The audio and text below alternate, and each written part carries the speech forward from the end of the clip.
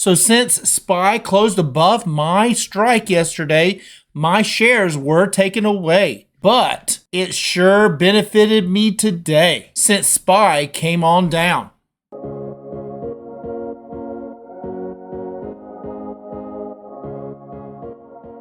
Hello my friends, this is Legend. So as I stated yesterday, SPY did pop up above my strike and therefore my shares were called away. And I ended up earning that $750 that I had told you about on the last video. And boy, did that just work out well for me today. So it sold here, and the very next day, it's kind of still hanging around this 694 area, right? And this is around the pre-market of today. It's around that 694. And at that point, I'm thinking, man, I wish I still had those shares because this looks like it's going to go on up, test this high up here of this 695 area, and I could have then sold another call. But since they were taken away, I was looking to be on the put side. It just goes to show you, no matter which way it looks like it's going, it can change directions. And boy, did it change a direction. And since I was on that put side trying to sell that put, I needed it to come down. And boy, did it come down. Look at this. It came out right around this 693 area right here. And it just started coming down. I mean, look at this. Oh my goodness, it was just falling. And there's my low that I had that line set at. And you can see right there is my bell. So I had an alarm set at 686 so that if it did drop down below that low, it would alarm me and tell me that I might need to check it out. And I was just pleasantly surprised to see this one coming on down, triggered my alarm. And luckily, I was able to jump in. I got this 684 put right here, and it paid me $1.76. Okay, what a nice amount of premium. And I love that strike price, 684. And you remember on my last shares that were called away at 692, I had purchased those at 686. So for this, I was actually able to possibly buy it at a lower price if it was to close under 684. Well, it came on down and it got as low as 684.36. You can see right here. I did get filled on my order for that 684. And right here is my order form. Right here you can see 684 and it's a day trade. It's a put that I did sell. It was filled for $1.76 per share. For 100 shares, that's $176 in my pocket, no matter what happens. So as this thing was falling, I did get filled, and then look at it. It just started cranking it right back on up, got above that low again, and I thought, wow, I just caught that one at the bottom, right?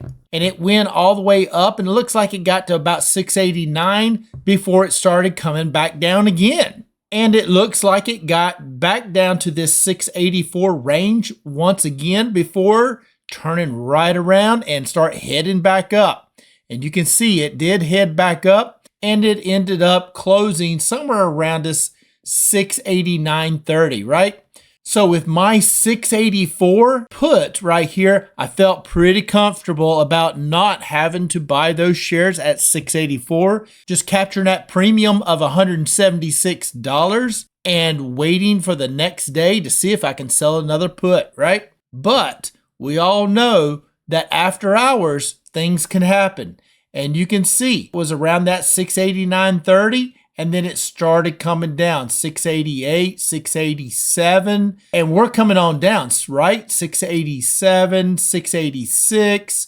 Now I'm down here at 684, but it never did get that low, even on the after hours. So I will not get assigned those shares at that 684, but even if I would have been assigned those shares at 684, I would not hate that at all, because I would just be waiting for this to pop right back up into the 690s, sell another call, and earn that premium along with that really nice price appreciation.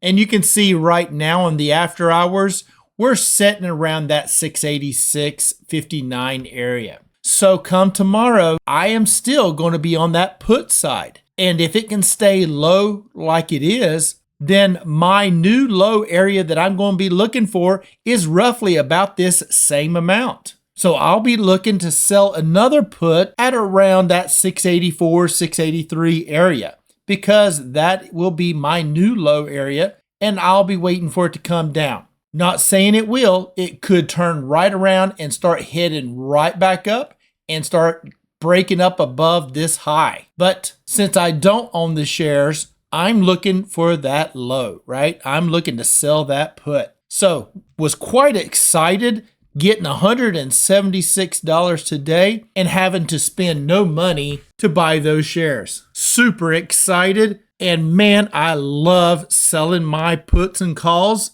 and I love doing it on a stock that I don't have to worry about. It takes all of the stress out of it because for me, SPY is going to move up on the long term, even if it does move down. Therefore, that takes the stress out of it. I don't mind getting assigned. I don't mind those shares being taken away. I just keep playing it back and forth by selling those puts and then selling those calls at whatever that price may be.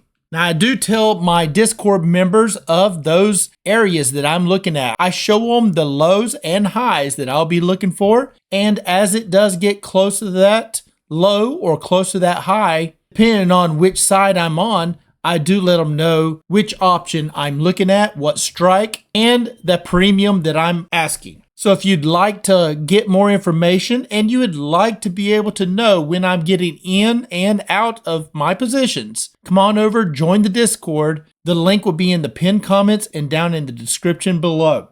So yes, it does take a little bit of capital to sell the puts and calls on SPY, but it does provide me with a feel of less risk, because when I look at SPY in the overall 1-year chart, it's moving up. And when I look at it at the 5-year chart, it's moving up. So that's why I don't mind getting assigned those shares, because I believe over time, SPY will continue to move up and I will be able to sell those shares. So I think I'm going to wrap it up right there. If you don't mind, hit that subscribe button and smash the like button, as it would be much appreciated.